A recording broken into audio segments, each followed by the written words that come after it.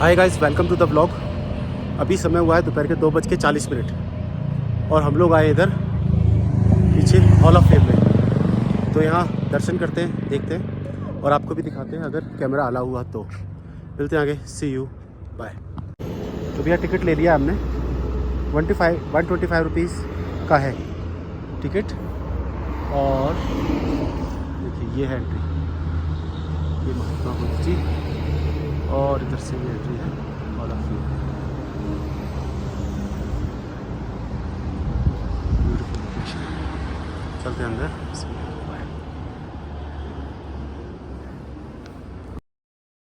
तो जी हम लोग पहुँचे हैं हॉल ऑफ फेम ले के फर्स्ट सेक्शन में, जो है हिस्ट्री ऑफ लद्दाख। इसमें देखिए पूरा हिस्ट्री ऑफ लद्दाख बताया हुआ है। और इसके आगे चलते हैं तो जोग्राफी ऑफ लद्दाख है, तो पूरी जो जोग्राफी है वो बताई हुई है। और देखिए जंस्कर रीजन के बारे में भी बताया हुआ है। और इससे आगे की तरफ जो आपको दिख रहा है वो कल्चर ऑफ लद्दाख वो पूरा।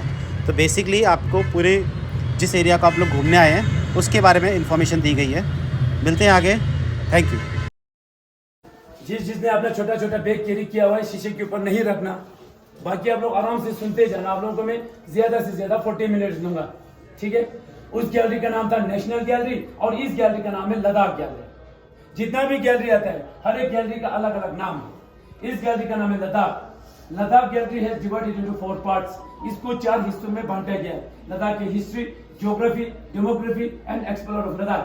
हिस्ट्री के अंदर जाने से पहले आप लोग सुन लेना लद्दाख को लद्दाख क्यों बोलते हैं। अभी आप लोग हर एक जगह में लद्दाख में घूम रहे हैं तो आप लोग को पता होना चाहिए कि लद्दाख को लद्दाख क्यों बोलते हैं। लद्दाख को लद्दाख इसलिए बोलता है क्योंकि लद्दाख आने के लिए आप लोग को सिर्फ 2 ही रास्ता है। या आप लोग आते हैं कश्मीर से या आप लोग आते हैं मनाली से। कश्मीर से आते समय जुजीला पास करना पड़ेगा, मनाली से आते समय रोहतांग ला पास करना पड़ेगा। अभी वहां पे रोहतांग पास नहीं करना पड़ता है, वहां पे अटल टनल बना हुआ। कल आप लोग का मेन है खरदोंगला। आज तक वर्ल्ड हाईएस्ट मोटरेबल रोड जो था खरदोंगला था, अब खरदोंगला जो है सेकंड टॉप में है। खरदोंगला से और एक टॉप आया हुआ है पिछले साल, जिसका नाम है उमलिंगला, 19,000 के हाइट में है। And third one is Chang La, 17,000 के हाइट में। कल आप लोग खरदोंगला जाते समय अपना ख्याल रखना, किसी को वहां पे ऑक्सीजन की कमी हो जाता है, या किसी को सिर दर्द हो जाना, या किसी को वॉमिटिंग हो जाना, पानी ज्यादा पी लेना। और वहां पे अगर किसी को ऑक्सीजन की कमी हो गया तो ब्रीदिंग इन आउट प्रॉपर करना है, लंबे लंबे सांस लेना है, रोकना है, छोड़ना है। ऑब्वियसली जब आप लोग प्लस 40 से आ रहा है वहां पे -0 तकरीबन हो जाएगा, तो किसी को ऑक्सीजन की कमी हो जाएगा। कल आप लोग लेह से सुबह मॉर्निंग टाइम निकलोगे, इस रोड से पूरा घूम के खरदोंगला टॉप पे पहुंचेगा 18,379 की हाइट में। इस टॉप को छोड़ के आप लोग दूसरी साइड में जाता है, इसी टॉप को बोलते हैं लद्दाख में ला। लद्दाख का नाम भी LA से शुरू होता है, LADAK लद्दाख बोल के। जिस टॉप को छोड़ के दूसरी साइड में जाता है इसी टॉप को बोलते हैं ला। ला मतलब पासिस, DAKS दाग होता है रीजन। इस क्षेत्र के अंदर चारों तरफ से पासिस करना पड़ेगा, that means Ladakh the land of high passes. समझ में आ गया। कल आप लोग नुब्रा में जाएगा एक विलेज के अंदर, उस विलेज का नाम है हुंदर के अंदर एक जगह है, उस जगह का नाम है सैंड ड्यून्स के ऊपर आप लोग को डबल हम केबल देखने को मिलेगा। एक रेगिस्तान टाइप बना हुआ है, वहां पे राइडिंग करना है कर सकता है, नहीं करना है तो कोई जरूरी नहीं है। वहां पे आप लोग को रिजॉर्ट होगा, होटल होगा रात की स्टे के लिए। आप लोग सीधा पहले नुब्रा में तुरतुक में जाओगे, 90 किलोमीटर जाने के बाद आएगा तुरतुक के बाद दोबारा 7 किलोमीटर जाने के बाद आएगा आपका थांग इज अवर लास्ट विलेज। वहां से पाकिस्तान बॉर्डर शुरू हो जाता है, आगे जाने का अलाउ नहीं। क्यों जाते हैं हम लोग थांग में? नुब्रा खरदोंगला ठीक है आप लोग हाइट देखने के लिए जाता है, हुंदर में आप लोग ठीक है डबल हम केबल राइडिंग करने के लिए जाता है। अब हम लोग तुरतुक में क्यों जाता है? हम लोग तुरतुक में इसलिए जाता है क्योंकि ये तुरतुक थांग जो है 1971 में पाकिस्तान से कैप्चर हुआ जमीन। इंडियन आर्मी ने कैप्चर किया था, तुरतुक को कैप्चर किया था। जिससे तुरतुक कैप्चर हो गया, उसके अंदर 3 विलेज भी थे। पहले चुलुंग का आता है, उसके बाद तुरतुक आता है, उसके बाद टैक्सी आता है, लास्ट में आता है थांग। ये 4 विलेज को देखने के लिए जाता है जो 1971 में पाकिस्तान से कैप्चर हुआ जमीन। वहां से बॉर्डर शुरू हो जाता है, पाकिस्तान का रिजिस देखने को मिलता है। किसने कैप्चर किया था 71 में? इंडियन आर्मी ने कैप्चर किया। इंडियन आर्मी का एक कमांडर जो होता है, वो कमांडर कौन था? उसी नुब्रा का रहने वाला था, लद्दाखी ऑफिसर था वो, जिसका नाम major Tsewang Rinchen, first Indian army officer, first Ladakhi officer, जिसको आर्मी में 2 महावीर चक्र मिला। Mahavir is the second highest gallantry award and Paramvir is the first gallantry award. 2 बार महावीर मिलने वाला पूरी इंडियन आर्मी का इकलौता ऑफिसर। एक महावीर 17 साल की उम्र में मिला, दूसरा महावीर 1971 में जब तुर्क को कैप्चर करने के बाद मिला। उसी वक्त आप सभी को पता होगा बांग्लादेश भी आजाद हुआ। बांग्लादेश जो है 1971 में ईस्टर्न पाकिस्तान बोलते थे उसी जमीन को। वहां से वापस आते समय आप लोग नाइट स्टे होने के बाद नेक्स्ट मॉर्निंग आप लोगों को रिवर शायोग से होते हुए पेंगोंग देखने के लिए जाएगा। पेंगोंग आप लोग चंगला पार करोगे, वहां से वापस आने के बाद ले पहुंचने से पहले 3 मोनेस्ट्रीज आता है, Hemis monasteries, Thiksey monasteries and शे पैलेस। ले में पहुंचने के बाद फर्स्ट टूर जो है आप लोगों का ले पैलेस, उसके बाद Shanti stupa, third one is hall of fame, उसके बाद गुरुद्वारा, गुरुद्वारा के बाद मैग्नेटिक हिल, लास्ट में आता है संगम। अब ले पैलेस आप लोग जाते हैं, फोटो खींच के आता है, मगर हमें चाहिए ले पैलेस को किसने बनाया, इसीलिए लद्दाख का हिस्ट्री जो शुरू हो जाता है। हिस्ट्री के अंदर पुराने जमाने में यहाँ पे कोई लोग नहीं थे, तो यहाँ पे टिबेटियन से कुछ लोग आए थे। ये लोग थे नोमैड्स, आदिवासी लोग, भेड़ बकरी चराने वाले। पहाड़ी पहाड़ी घूमते घूमते लद्दाख के अंदर उनका आना जाना शुरू हो गया।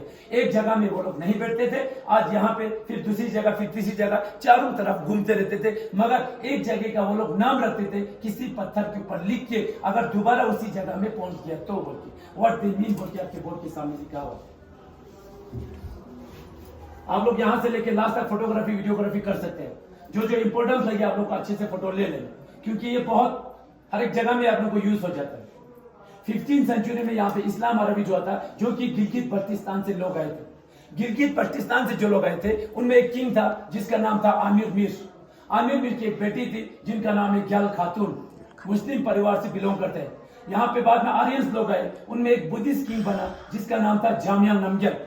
जामिया नमग्याल बुद्धिस्ट और ग्याल खातून जो है मुस्लिम। यहाँ पे 2 परिवार मिला, मुस्लिम और बुद्धिस्ट में। दोनों परिवारों में शादी हुआ। शादी होने के बाद उनका एक बेटा हुआ, जिस बेटे का नाम था किंग सिंगे नमग्याल।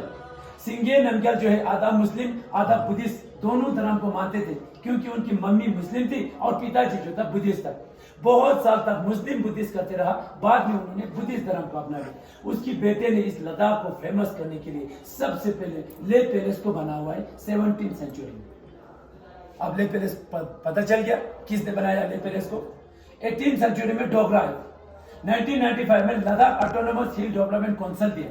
95 से लेकर 2019 तक इस लद्दाख को जम्मू एंड कश्मीर के अंदर में बहुत साल बैठना पड़ा। 2019 में जब लद्दाख को यूनियन टेरिटरी घोषित किया गया तो लद्दाख जम्मू कश्मीर से अलग हो चुके हैं, हर एक साइड से अलग हो चुके हैं। ये था आप लोगों को मोटे तौर पर हिस्ट्री। अब आता है आप लोग को यहाँ पे लद्दाख।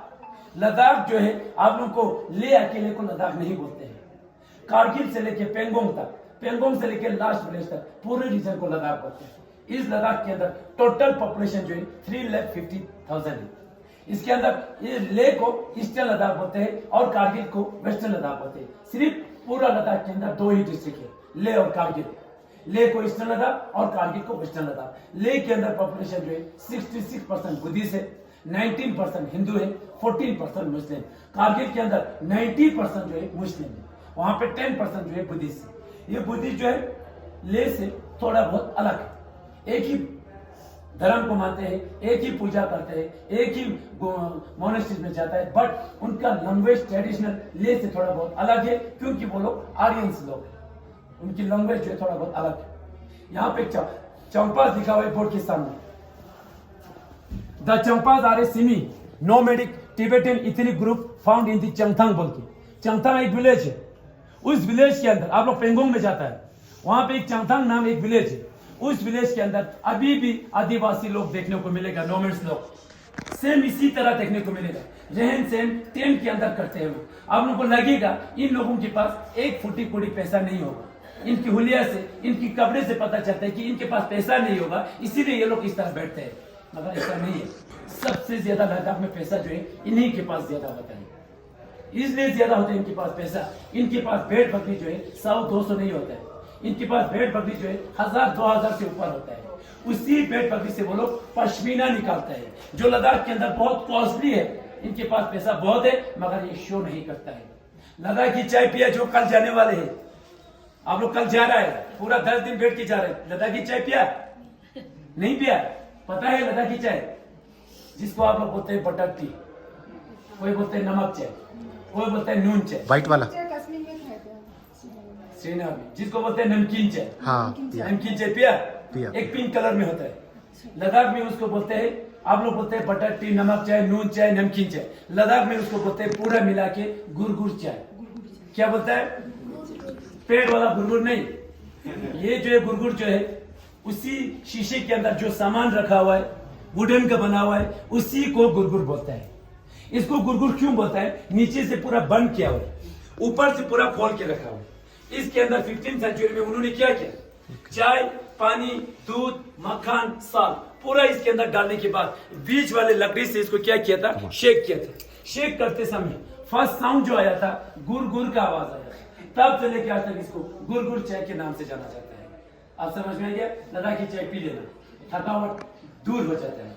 चलिए, गलवान के अंदर 1-2 घंटे के अंदर 20 जवान को शहीद किया था चाइनीज वालों ने। उसके बाद ग्लेशियर के अंदर हमारे जवान -70 डिग्री में कैसे रहता है वो सारा चीज मैं करके आ चुका हूं, इसीलिए आप लोगों को एक एक चीज में बता दूंगा, एक एक शहीदों का नाम बता दूंगा, कैसे वार किया पाकिस्तान के साथ, कैसे रहता है ग्लेशियर के साथ। और अंदर जितना भी वेपन्स आप लोग देखने को मिलेगा अंदर, वो वेपन्स हमारा नहीं है।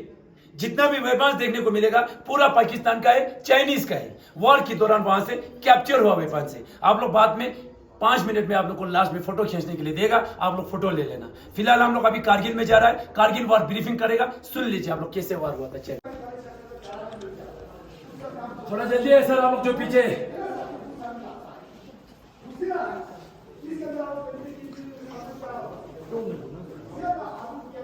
सर थोड़ा सा आगे चलिए आप लोग, तो कॉर्नर तक। दोनों साइड में लिखा हुआ है, एक साइड में नहीं लिखा, चलेगा आप लोग। आप सभी को दोबारा मैं यहाँ पे सभी को मेरी तरफ से जुले आवाज नहीं आ रहा है? जुले। आप लोग नमस्ते बोलते हैं, नमस्कार बोलते हैं, लद्दाख में जुले बोलते हैं, ठीक है? मेरा नाम शमीम हुसैन है। आर्मी में 22 ईयर सर्विस करने के बाद आर्मी से रिटायर्ड हूँ और मुझे यहाँ पे 14 कोर्स की तरफ से गाइडेंस टूर के लिए रखा हुआ है। इस गैलरी का नाम है Kargil and Siachen gallery. Kargil and Siachen gallery में मैं आप सभी को हार्दिक स्वागत करता हूँ। मेरे पीछे इस कॉर्नर से लेकर लास्ट कॉर्नर तक जितना भी वॉल के जरिए आप लोगों को फोटोग्राफ देख रहा है, कारगिल वॉर के बारे में हर एक चीज लिखा हुआ है। आप लोग फोटो ले सकते हैं, वीडियो बना सकते हैं। मेरे बाएं उस शो केस के अंदर जितना भी वेपन पड़ा हुआ है वो वेपन हमारा नहीं है, पाकिस्तान का है। कारगिल वॉर 1999 के दौरान पाकिस्तान से कैप्चर हुए वेपन से। बाद में आप लोग फोटो ले सकते हैं, वीडियो बना सकते हैं, देख सकते हैं, उठा के नहीं जाना। मेरे सामने आप लोगों के पीछे जितना भी वीडियो की तरह आप लोगों को दिखा रहा है, सियाचिन ग्लेशियर के ऊपर एक जवान -40 डिग्री से -70 डिग्री तक 3 महीना वहां पे कैसे तैनात रहता है, उसके बारे में मैं आप लोगों को बाद में अच्छे से ब्रीफिंग करूंगा। फिलहाल आप लोगों का फोकस जो है इस जमीन के ऊपर, इसको बोलते हैं इंडियन आर्मी में टेरियन मॉडल या सैन मॉडल। इंडियन आर्मी तब बनाता है जब किसी ऑपरेशन को लॉन्च किया जाता है या उसके बाद किसी को डीप ब्रीफिंग देने जा रहा हूं, जो कि मैं अभी आप लोगों को यहाँ पे डीप ब्रीफिंग देने जा रहा हूं। कारगिल वॉर शुरू करने से पहले आप लोगों में से एक सर बोलेंगे भारत माता की, बाकी सब बोलेंगे जय। चलिए शुरू कीजिए आप लोग। भारत माता की, भारत माता की, भारत माता की। ध्यान से सुन लेना। आप लोग यहाँ पे कितने लोग हैं? आप लोग यहाँ पे 30-40 लोग हैं। जो अभी आप लोगों ने आवाज निकाला भारत माता की जय पुकार के, वो आवाज मैं यहाँ पे अकेला निकालता हूँ। इस आवाज से यहाँ पे 2 कबूतर सो रहा है, नींद से नहीं जगा। भारत माता की जय के साथ वर्ड से पूरे वर्ड में जेब में हाथ डाल के नहीं बोला जाता है, हाथों को फोल्ड करके नहीं बोला जाता है। भारत माता को सम्मान के साथ हाथों को रेस करके ऊंची आवाज में 3 बार बोला जाता है, क्योंकि भारत माता से उस जवान को युद्ध के दौरान जोश मिलता है, एनर्जी मिलता है, ताकत मिलता है। वॉर शुरू होने से पहले, वॉर खत्म होने के बाद भारत माता की जय पुकारता है। जब तक आप लोगों का भारत माता ठीक नहीं होगा, 8:30 बजे तक मैं इसी तरह यहाँ पे खड़ा करके रख दूंगा। जिस किसी का भी हाथ नीचे दिखाई दिया, दिन भर भारत माता पुकारने दूंगा। बाद में नहीं बोलना सर मुझे लेट हो रहा है। आप लोगों की आवाज जो है पाकिस्तान बॉर्डर तक जाना चाहिए। आप लोगों की आवाज से ये हॉल हिल जाना चाहिए। हिलेगा? जोश ही नहीं है, कहाँ हिलेगा? हिलेगा? हिलेगा? आप में जोश है? हाउ द जोश? हाय सर, हाउ द जोश? Hi sir. यही जोश चाहिए भारत माता में भी। चलिए सर दोबारा, सर में बहुत जोश है। भारत माता की, भारत माता की, भारत माता की। थैंक यू सर, जय हिंद। जय हिंद। भारत माता की कीजिए, हमेशा इस तरह जोश के साथ सम्मान के साथ बोला जाता है। अभी आप लोगों को मैं यहाँ पे कारगिल वॉर के बारे में ब्रीफिंग करने जा रहा हूँ, आप लोग ध्यान से सुन लेना। सबसे पहले ईस्ट इंडियन मॉडल के अंदर जितना भी रेड लाइन में आप लोगों को दिखा रहा है, ये रोड से, कोई कच्चे रोड कोई पक्के रोड। इसके अंदर जितना भी ब्लू लाइन में आप लोगों को दिखा रहा है, ये रिवर से, कोई छोटे रिवर कोई बड़े रिवर। चाइनीज से 2 बड़े रिवर इंडिया की ओर बह रहा है, एक है इंडस रिवर और दूसरा है शिंगू रिवर। उसके बाद पाकिस्तान से इंडिया की ओर एक रिवर आ रहा है जिसका नाम है शिकारा रिवर, आपके सामने ठीक। उसके बाद इस मॉडल के अंदर कुछ रेड लेटर में कुछ गांव का नाम लिखा हुआ है रेड लेटर में, जैसे कि गुतारी, गोन, मटियाल, बिजोदेन, मरोर। ये पीओके का कुछ गांव है जो कि अभी भी उसके अंदर मौजूद है। पीओके क्या होता है? पाकिस्तान ऑक्यूपाइड कश्मीर। पाकिस्तान ऑक्यूपाइड कश्मीर, जो कि पाकिस्तान वाले बोलते हैं आजाद कश्मीर। उसके बाद जितना भी एरोहेड मेरे और इंडिकेट कर रहा है, ये एलओसी है। एलओसी क्या होता है? मुझे आवाज नहीं आ रहा है। Line of control. ध्यान से सुन लेना। ये जो कारगिल वार कैसे हुआ, क्यों हुआ? कारगिल वार नहीं होना था, कारगिल वार धोखे से हुआ। पाकिस्तान ने हमारे साथ बहुत धोखा किया था, इसीलिए जो कारगिल वार 1999 में पाकिस्तान के साथ हुआ। 1999 से पहले इंडियन आर्मी और पाकिस्तान के बीच में एक एग्रीमेंट के ऊपर साइन किया गया था कि विंटर्स के टाइम पे दोनों मुल्क उस हाइट के ऊपर नहीं बैठेंगे जहां पे ज्यादा बर्फ होता है। ना तो इंडियन आर्मी ना तो पाकिस्तान के रेंजर्स, उनको रेंजर्स बुलाया जाता है। क्या बुलाया जाता है? रेंजर्स। इंडियन आर्मी एग्रीमेंट के हिसाब से नीचे डाउन हुआ, मगर पाकिस्तान ने ऐसा नहीं किया। पाकिस्तान धीरे धीरे अंदर आना शुरू हो गया और हमारा कुछ पोस्ट धोखे से चोरी छुपाते ऑक्यूपाई किया। वो कौन सा पोस्ट है आप लोग ध्यान से देख लेना। सबसे पहले द्रास के अंदर तोलोलिंग, उसके बाद 5140 टाइगर हिल 4875, कारगिल के अंदर 568 कक्सारिन मजदास, लाजमेते बटाली के अंदर जुबाराइट, मुंटू डालू, खलुबार पोस्ट, एनियलदोर। ये पूरे का पूरा जमीन आप लोगों को यहाँ पे देखने में छोटा दिखाई देगा, मगर द्रास से लेके बटालिक तक अबाउट 134 किलोमीटर जमीन उन्होंने धोखे से चोरी छुपाते ऑक्यूपाई किया था। उस दौरान इंडियन आर्मी एग्रीमेंट के हिसाब से नीचे डाउन हुए थे। पाकिस्तान ने जितना भी जगह जमीन पर ऑक्यूपाई कर लिया। अब थी इंडियन आर्मी की बारी, उसको कैसे रिकैप्चर करना है। ध्यान से सुन लेना। बटालिक के अंदर इंडियन आर्मी को कैसे पता चला कि हमारा पोस्ट ऑक्यूपाई हो चुका है। बटालिक के अंदर एक पोस्ट है जिसका नाम है मुंटू डालू। क्या है? मुंटू डालू। आवाज कम हो गया। मोन्टो डालो 536 के ऊपर एक चढ़वाहा था, भेड़ बकरी चढ़ाने वाला लद्दाखी सिविलियन जिसका नाम था टाशी नमग्याल। क्या था? टाशी नमग्याल। आवाज नहीं आ रहा है? टाशी नमग्याल। ये जो है टाशी नमग्याल मुंटू डालो इलाके के अंदर हर हमेशा भेड़ बकरी ऊपर नीचे करते रहते थे। एक दिन मुंटू डालो इलाके के अंदर उसने वहां पे कुछ हरकत को देखा। वहां पे कुछ लोग हरकत कर रहे थे। पहले उसने देखा कि ये इंडियन आर्मी है कि पाकिस्तान आर्मी है। वहां पे उसने देखा लंबे चौड़े पठानी सूट में 8 से 10 लोग पत्थर से बंकर बना रहा था। उनको कंफर्म हुआ कि ये इंडियन आर्मी नहीं है, पाकिस्तान आर्मी है। इसीलिए फटाफट बटालिक बेस में आके इंडियन आर्मी को इंफॉर्मेशन दिया जाता है, सर मुंटू डालू इलाके के अंदर कुछ हरकत हो रहा है, आप लोग देख लेना बोल के इंडियन आर्मी फटाफट एक्टिवेट हो जाता है और यहाँ पे एक पेट्रोलिंग तैयार किया जाता है। उस पेट्रोलिंग कमांडर का नाम था कैप्टन सौरभ कालिया। क्या था? कैप्टन सौरभ कालिया के साथ 10 जवान इंडियन आर्मी द्वारा यहाँ से पेट्रोलिंग के लिए भेजा गया। भेजा तो जाता है, वहां से एक भी वापस नहीं आया। पूरे का पूरा वहां पे शहीद कर दिया पाकिस्तान वालों ने। इसीलिए फटाफट इंडियन एयरफोर्स द्वारा यहाँ पे एक ऑपरेशन लॉन्च किया जाता है। उस ऑपरेशन का नाम था ऑपरेशन सफेद सागर।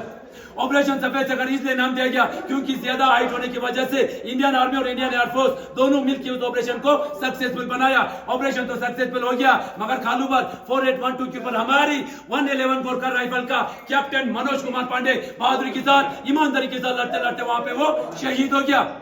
उनकी वीरता को देख के, उनकी बहादुरी को देख के भारत सरकार द्वारा उनको सबसे पहले परमवीर चक्र से सम्मानित किया गया।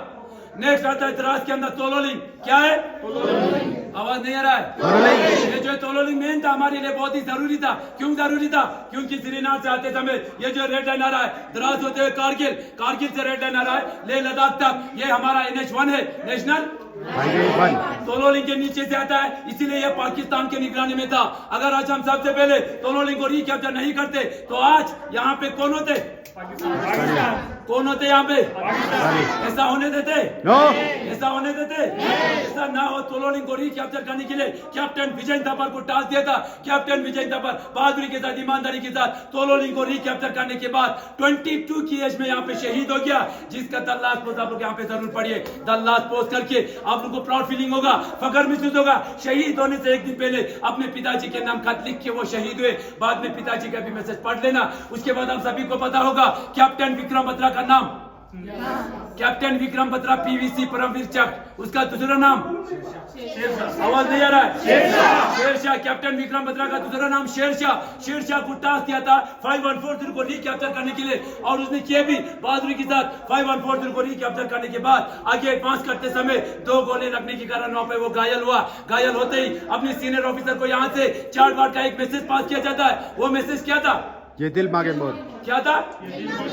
ये दिल मांगे मोर उस फिल्म के अंदर इसलिए बोलता है क्योंकि उसका दिल जो था यहाँ तक सीमित नहीं था, उसका दिल था पूरे को रिकैप्चर करने के लिए। उसके अंदर इतना जोश था, हिम्मत था, मगर वो घायल हो चुका था। फिर भी अपने सीनियर ऑफिसर से परमिशन मांगा था, सर मैं बिल्कुल ठीक हूँ, मुझे दोबारा एक बार परमिशन दीजिए। परमिशन मिला, आगे एडवांस किया। यहाँ से 5 पाकिस्तानियों को मार गिरा के जैसे यह टॉप पे पहुंचने वाला था, अचानक 5 गोली लगने के कारण कैप्टन विक्रम बत्रा भी वहां पे शहीद हो गया। उनकी वीरता को देख के उनको भी परमवीर चक्र से सम्मानित किया गया। बाकी उसके साथ जितना भी सेना थे, राइफलमैन संजय कुमार के साथ पूरा सेना मिलके 4875 को बहादुरी के साथ कैप्चर किया और वहां पे 7 पाकिस्तानियों को मार गिरा के अपना तिरंगा लहराया, भारत माता पुकार के। वहां से संजय कुमार जीवित वापस आए थे, अभी भी संजय कुमार जीवित है। लास्ट में तक टाइगर हिल ज्यादा डोमिनेट होने के कारण इंडियन आर्मी को कम से कम 1 महीने का समय लग गया टाइगर हिल को रिकैप्चर करने के लिए। 18 ग्रेनेडियर को टास्क दिया था। आप उन्होंने नाम सुना होगा, ग्रेनेडियर योगेंद्र सिंह। ग्रेनेडियर योगेंद्र सिंह के साथ जितना भी सेना थे, टाइगर हिल को 1 महीने के अंदर पूरे का पूरा रिकैप्चर तो कर लिया, मगर योगेंद्र सिंह को टाइगर हिल के ऊपर 17 गोली लगने के बावजूद भी वहां पे तिरंगा लहरा के भारत माता पुकार के वहां से वो जीवित वापस आए थे, अभी भी जीवित है। लास्ट में थे कारगिल 568 कक्सार मजदास, ये भी पाकिस्तान ने ऑक्यूपाई करके रखा था। इंडियन नेवी द्वारा लास्ट में यहाँ पे ऑपरेशन लॉन्च किया गया, उस ऑपरेशन का नाम था ऑपरेशन तलवार।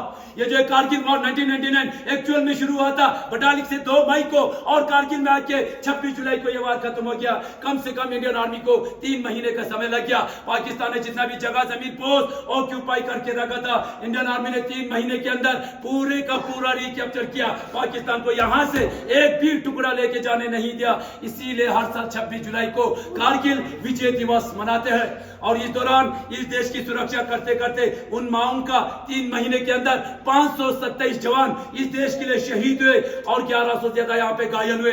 Thank you. जय हिंद। जय हिंद। उन सभी को पता है, जो बात में आप लोग भी सुन लेना, आप लोगों के लिए बहुत ही इंपॉर्टेंट है। आप लोग पूरा लद्दाख में घूम रहे हैं, आप सभी को पता होना चाहिए कि लद्दाख को लद्दाख क्यों बोलते हैं, हॉल ऑफ फेम कब बना हुआ है, सियाचिन ग्लेशियर होता क्या है, नुब्रा में आप लोग क्यों जाते हैं, ये सारा चीज आप लोगों को पता चलेगा, तभी आप लोग को एक अच्छा टूर करने में मजा आएगा। नहीं तो आप लोग फोटो खींच के जाएगा, कल दिल्ली में जाने के बाद बोलेगा लद्दाख के अंदर पहाड़ी था और कुछ भी नहीं था, है ना। लद्दाख का नाम जो है LA से शुरू होता है, LA DAKH दाख, लद्दाख ला मतलब पासिस, DAKH दाख होता है क्षेत्र। इस रीजन के अंदर चारों तरफ से पासिस करना पड़ेगा, इसीलिए इसको बोलते हैं Ladakh the land of high passes. जहां भी जाओ, आप लोग नुब्रा जाएगा, खरदुंगला पास करना पड़ेगा। आप लोग मनाली जाओ, रोहतांग बरालाचा पास करना पड़ेगा। अभी वहां पे रोहतांग पास नहीं करना पड़ता है, वहां पे अटल टनल बना हुआ। आप लोग कश्मीर जाओ, जुचिला पास करना पड़ेगा। आप लोग पेंगोंग जाओ, चंगला पास करना पड़ेगा। इसीलिए लद्दाख के अंदर कहीं से भी आ जाओ, आप लोगों को पासिस करना पड़ेगा। That means Ladakh the land of high passes. Siachen, what is Siya? Siya मतलब क्या होता है?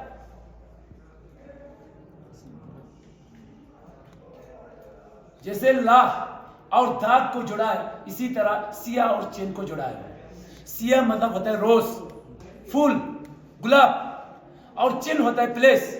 उस जगह के अंदर सबसे पहले एक फूल ने जन्म लिया था, दोनों को मिला के सियाचिन के नाम से जाना जाता है। What is glacier? क्या होता है ग्लेशियर? ग्लेशियर बोलने से हमें कुछ पहाड़ का नाम नहीं आता है नजर। जैसे किसी ने भी सुना ग्लेशियर, हमें सीधा बर्फ और आइस नजर आता है। सही है?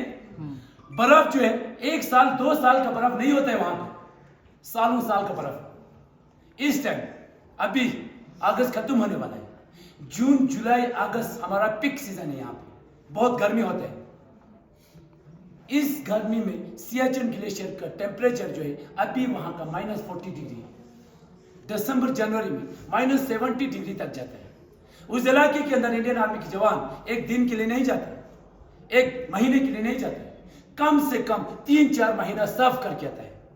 उस इलाके के अंदर मैं अपनी सर्विस में 1 बार नहीं 2 बार नहीं 3 बार काट के आ चुका हूं, 3 महीने के लिए, 4 महीने के लिए। लास्ट में मेरा बहुत टफ था, 6 महीने के लिए। 6 महीना इसलिए रुकना पड़ा क्योंकि वहां का हाइट जो था 25,000 फीट था, वहां का हाइट 25,000 फीट हाइट के ऊपर इंडियन आर्मी की जवान उस -70 डिग्री में अभी भी देश की सुरक्षा के लिए 24 घंटा वहां पे तैनात है और हमेशा तैनात रहेगा। ग्लेशियर के ऊपर अभी आप लोगों को पता है, ग्लेशियर पहाड़ है, आइस का पहाड़ी है, वहां पे बर्फ है, आज से हजारों साल का बर्फ है और वो बर्फ जो है जमते जमते जमते पहाड़ी बना हुआ है। नीचे से थोड़ा बहुत पानी बहते रहता है जो कभी खत्म होने वाला नहीं है, उस चीज का नाम है glacier. And now where is glacier? कहां पे ग्लेशियर? आप लोग तुर्तुक जाके आए, उसी तुर्तुक इलाके के अंदर चारों तरफ से हमारा ग्लेशियर है। 3 ग्लेशियर है वहां पे, first glacier, second glacier, third glacier. हर एक ग्लेशियर के अंदर 30 से 40 पोस्ट होते हैं, हर एक पोस्ट के अंदर 10 से 20 सोल्जर बैठते हैं 3 महीने के लिए। जाते समय इंडियन आर्मी की जवान इस तरह पूरा ग्रुप में नहीं जाता है, सभी जवान सिंगल लाइन में जाता है, इतना लंबा चौड़ा सिंगल लाइन में। सभी जवान का डिस्टेंस होगा 6 मीटर। सभी जवान जो है रोप के साथ कनेक्ट होगा, बिना रोप का एक सिंगल सोल्जर को अलाउ नहीं है। जाते समय कभी कभी बदकिस्मती से उस पहाड़ी के ऊपर से इतना बड़ा बर्फ का हिस्सा टूट जाता है, 20 में से 10 जवान को कहां लेके कहां दबा देगा पता भी नहीं चलता है। उस चीज का नाम है एवलांच। क्या है? एवलांच। उसके बाद आप लोगों ने सुना होगा या देखा होगा, अर्थक्वेक होते समय जमीन जो है क्रैक हो जाता है। सेम इसी तरह हमारा चलने का रास्ता जो है आइस का होता है, ग्लेशियर के अंदर ज्यादा ठंड होने की वजह से वो रास्ता जो है क्रैक हुआ होता है, कम से कम 30-40 फीट नीचे। ऊपर क्या होगा? बर्फ होगा, उसी बर्फ की वजह से दिखाई नहीं देता है। अगर उसके अंदर चला गया वापस आना पॉसिबल नहीं है। उस चीज का नाम है क्रेवासिस। क्या है? क्रेवासिस। 100% क्रेवासिस है। देख लीजिए कितना नीचे जा रहा है, इसके अंदर चला गया। कभी कभी बड़ा मिलता है तो सीधा नीचे चला जाता है, कभी कभी छोटा मिलता है तो बीच में जाने के बाद दोनों साइड में अटक जाता है। अब उसको खींचना पड़ेगा, खींचते समय कपड़ा निकल जाता है। अगर उसको कपड़ा निकालने के बाद खींचेगा उसका शरीर जो है छिलका निकल जाता है। इतना मुश्किल हो जाता है ग्लेशियर के अंदर। तो इसीलिए हमारे एक एक जवान वहां पे बहुत ही महत्वपूर्ण है, एक सिंगल सोल्जर जो वहां पे बहुत जरूरी है। ये जो हो गया 2 ऑब्स्टिकल ग्लेशियर के अंदर। आप सुन लेना बीमारी। सबसे पहले वहां पे बीमारी जो होता है -70 डिग्री में चेस्ट पेन होता है, मेमोरी लॉस हो जाता है, ब्लडिंग ऑफ स्पीच होता है, HAPO HAPO HAPO high altitude pulmonary oedema, lungs में पानी भर जाता है, अचानक फूल जाता है। उसके बाद HACE high altitude cerebral oedema, brain में पानी भर जाता है अचानक। मेन क्या है वहां पे बीमारी? Frostbite. क्या है? अगर किसी जवान की पैरों की उंगली के ऊपर या किसी के हाथों की उंगली के ऊपर अगर फ्रोस्ट बाइट हो गया, बाद में ज्यादा फैलने के कारण दोनों को काट दिया जाता है, काटा हुआ है। किसी ग्लेशियर के ऊपर पीने के लिए एक बूंद पानी नहीं मिलता है, किसी ग्लेशियर के ऊपर हेली लैंड करने के लिए या ड्रॉप करने के लिए जगह नहीं मिलता है। उस दौरान एक हेपो पेशेंट को ऊपर से नीचे कैसे डाउन किया जाता है उसके बारे में हमको यहाँ पे दिखाई गया। इसका नाम है हेपोबैग। हम लोगों ने नाम रखा हुआ है हेपोबैग। एक्चुअल में इसका नाम है PAC, पोर्टेबल एल्टीट्यूड चेंबर बोलते हैं। इस चेंबर के अंदर उस हेपो पेशेंट को स्लीपिंग बैग के साथ इसके अंदर डाला जाता है ताकि उसका टेम्परेचर जो है थोड़ा बहुत मेंटेन रहे। बाहर का टेम्परेचर -70 डिग्री है, -70 डिग्री में कंधे के ऊपर उसको बैठा के रखेगा, उधर ही -70 डिग्री में खत्म हो जाएगा। एवरी 5 सेकंड के अंदर इस ट्रांसपेरेंट की मदद से उसको देखना पड़ता है। अगर वो ठीक रहा अंदर खुद इशारा करता है सर मैं बिल्कुल ठीक हूं बोल के, अगर वो ठीक नहीं रहा दोबारा एक इशारा करता है सर मुझे जल्दी ऑक्सीजन चाहिए, तो ऑक्सीजन निकालेगा वहां से, ऑक्सीजन सिलेंडर निकालेगा यहां से। ये सारा कुछ डालने के बाद दोबारा उसके अंदर बन जाता है। यहां तक हो गया तैयार। अब मुश्किल क्या है? ऊपर से नीचे डाउन करना। ऊपर का मतलब 1-2 मंजिल नहीं है, ऊपर का मतलब 20,000 फीट 25,000 फीट से नीचे बेस तक कैसे इसको लेके आएंगे? कंधे के ऊपर उठा के हम नहीं लेके आ सकते हैं। क्यों लेके नहीं आ सकते? क्योंकि हम जो है बर्फ के अंदर ऑलरेडी यहां तक हम लोग खुद हैं, हम खुद नहीं चल सकता है, तो इसको उठा के कंधे के ऊपर नहीं आ सकते। इसीलिए इंडियन आर्मी ने क्या किया? स्ट्रेचर विद सीकी अटैचमेंट कर दिया। यहाँ पे स्ट्रेचर भी है और सीकी भी है। स्ट्रेचर जो है हॉस्पिटल में होता है, पूरे को बिछा के उसके ऊपर इसको बांध के फिर नीचे सीकी को जोड़ किया जाता है ऊपर से नीचे डाउन करने के लिए, ताकि सीकी जो है इस स्लोप में थोड़ा जल्दी करने में। सीकी अब सभी को समझता है कि बर्फ के अंदर तेज चलता है, बट हम लोग उसको ऊपर लेके धक्का मार के छोड़ नहीं सकते। अगर इस सीकी को धक्का मार के अकेला पेशेंट को छोड़ देगा, सीकी इतना स्पीड में चलता है, वहां पे वो गिर जाएगा, पलट जाएगा या किसी और जगह जाएगा या किसी बर्फ के अंदर दबा देगा। इसीलिए ऊपर जो है यहाँ पे रोप फिक्स किया जाता है, छेद बना हुआ है, इसके अंदर रोप फिक्स किया जाता है, नीचे भी रोप फिक्स किया जाता है, लंबा चौड़ा रोप। ऊपर से 4 आदमी रोप के साथ इसको छोड़ा जाता है, नीचे से इसको इस तरह धक्का मार मार के नीचे भेजा जाता है, नीचे से रोप के साथ खींचते हैं। कभी कभी इसके अंदर बच जाता है, कभी कभी बदकिस्मती से पता भी नहीं चलता है कब डेथ हो गया इसके अंदर। कभी कभी अगर बदकिस्मती से इस चेयर 4 जवान 30 जवान और नीचे 20 जवान बैठा हुआ है, इसके बीच में ऊपर से एक एवलांच आ गया, आगे दौड़ने भागने के लिए जगह नहीं मिलेगा। जितना भी एवलांच आएगा 20 का 20 जवान को लेके जाएगा विद पेशेंट के साथ, एक भी नहीं बचेगा। ऐसा हुआ था, आप लोगों ने सुना भी होगा, लास्ट नाइट हनुमान थापा, सुना? तो वो सब कुछ मैं आप लोगों को यहाँ पे ब्रीफिंग करेगा, आप लोग आराम से सुन लेना। अब ग्लेशियर के अंदर हम लोग अभी रास्ते में हैं। अब ग्लेशियर में जाते समय इंडियन आर्मी की एक ही जवान पहन के क्या जाता है वो आप यहाँ पे देखिए, कोई बर्फबारी नहीं होता, हरियाली हरियाली। उस हरियाली के बीच में इंडियन आर्मी की जवान को दुश्मन से कैमोफ्लेज होने के लिए पूरा जड़ियों के बीच में हरा पत्ता पहनना पड़ता है। किसी जगह आप लोगों ने देखा होगा इंडियन आर्मी पूरा चेहरा ही काला बना देता है, यहाँ पे ना कोई काला है, यहाँ पे ना कोई हरियाली है, चारों तरफ से सफेद है। उस सफेद के बीच में दुश्मन से कैमोफ्लेज होने के लिए सफेद ड्रेस का इस्तेमाल करना पड़ता है, जो आप लोगों को वहां पे दिखा रहा है। रंग बिरंगे नहीं होगा।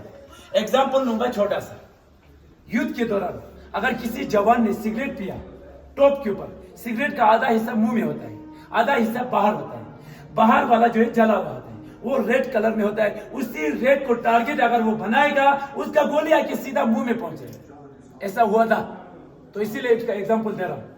लास्ट में लिखा हुआ है celebration 20 year of Kargil war 2019। Celebration का मतलब नाच गाने की पार्टी का सेलिब्रेशन नहीं हुआ था। सेलिब्रेशन का मतलब 1948 से लेके जितना भी लोग शहीद हुए, हर वार मेमोरियल के अंदर वेपन के साथ सलामी दिया गया, रीत जलाया गया, अमर जवान ज्योति जलाया, लास्ट में उनको विक्ट्री फिल्म जलाया, जिसको हम मशाल बोलते हैं, जो आपके सामने मशाल वहां से दिखाई नहीं देता, आप लोग यहाँ पे देख सकते हैं, ये मशाल। उस दौरान सम्मान करने के लिए हमारे साथ जनरल विपिन रावत साहब मौजूद थे, अभी हमारे बीच में नहीं है। एक प्लेन क्रैश में वाइफ के साथ शहीद हुए, यहाँ पे आप लोग सम्मान करते हुए नजर आएगा, रीत चढ़ाते हुए नजर आएगा। आप लोगों ने नाम सुना वहां पे कैप्टन विक्रम बत्रा, उसका एक जुड़वा भाई है जिसका नाम है विशाल बत्रा, आईसीआईसी बैंक में काम करता है, हर साल अपनी भाई को सैल्यूट करने के लिए यहाँ पे आते हैं। ये है विशाल बत्रा, ठीक है। कैप्टन विक्रम बत्रा का नाम आप लोगों ने ब्रीफिंग में सुना, यह है कैप्टन विक्रम बत्रा। कैप्टन मनोज कुमार पांडे आप लोगों ने वहां पे सुना, यह है कैप्टन मनोज कुमार पांडे। योगेंद्र सिंह 17 गोली लगने के बावजूद जब वहां से वापस आए थे, जिंदा वापस आए थे, अभी भी वो जीवित है, तो यह है योगेंद्र सिंह यादव। संजय कुमार दुश्मन के 7.62 MMG को वहां से छीन के उसी वेपन से, पाकिस्तान की वेपन से 7 पाकिस्तानियों को मार गिरा के वो वेपन लेके आने वाला संजय कुमार अभी भी जीवित है, वहां से जीवित वापस आए थे। ये 4 जो है कारगिल का परमवीर चक्र। लेह लद्दाख रीजन के अंदर कुल 7 परमवीर चक्र मिला हुआ है और 36 महावीर चक्र मिला है। 4 कारगिल के अंदर ये 4 का 4 है और 3 जो है 1962 में मेजर शैतान सिंह, दान सिंह थापा, बाना सिंह, कुल मिला के 7 परमवीर और 36 महावीर चक्र। 36 में से एक ऑफिसर जो है नुब्रा का रहने वाला है, जिसको 2 बार महावीर चक्र। ये था आप लोगों को कारगिल इन सियाचिन गैलरी और लद्दाख के बारे में। बाकी शाम को आप लोगों को लाइट एंड साउंड शो होगा। लाइट एंड साउंड शो का मतलब एक हिंदी फिल्म नहीं है, लाइट होता है पूरा नेशनल फ्लैग तक, पूरा वॉर मेमोरियल लाइटिंग में होगा। शो होता है आप लोगों को 48 से आज तक जितना भी वॉर होता है पूरा शो की तरीके 8 बजे शुरू हो जाता है, 8:40 तक खत्म हो जाता है। डेली शो होता है, जिसने टिकट लिया होगा वो टिकट आप लोगों को 7 डेज तक वैलिड होता है। मंडे को यहाँ पे क्लोज है, बाकी किसी भी दिन आके आप लोग यहाँ पे देख सकते हैं। ये था आप लोगों को मेरा पूरा हॉल का ब्रीफिंग, यहाँ तक मेरा ब्रीफिंग जो है समाप्त हो जाता है। थैंक यू, जय हिंद।